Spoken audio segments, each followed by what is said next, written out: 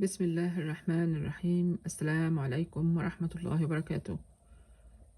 إزاي تتخلص من الصدى أو الأكسدة على الفضة، وخصوصا اللي هي يعني السلاسل والحاجات اللي زي كده. أولا إيه اللي بيجيب الصدى والأكسدة والحاجات دي والسواد؟ إنه لو أكتر حاجة يعني إنه لو الشخص قلع سلسلة أو خاتم فضة وسابهم في الحمام، بخار المية بقى مع الوقت بيبهدل الدنيا خالص.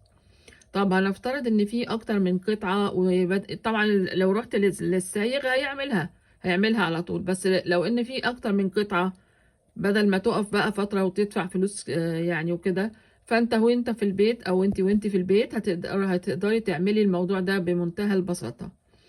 انا جربته الحمد لله يعني.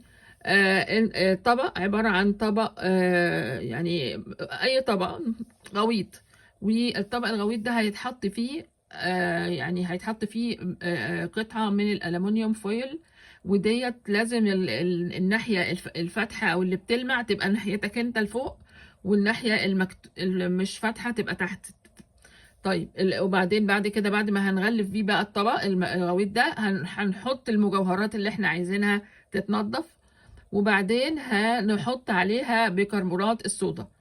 بيكربونات الصودا هنغطيها بيها، وبعدين بعد ما نغطيها بيها هنجيب مية بتغلي ونقوم دلقينها، يعني صبينها عليها وهي في الطبق.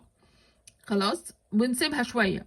ممكن نقعد نقلل يعني نحرك فيها سنة بسيطة، انما هنلاقي على طول هي الاول هتفور كده وهتعمل فوران. بس هناخد بالنا انها بتطلع خلاص قطع الاكسدة والحاجات دي.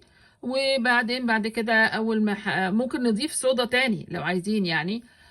ولكن بعد كده هنبص وهنلاقي ان القطع كلها بعد ما فات شوية وقت نطفت وبقت زي ما انتم شايفين كده في الصورة.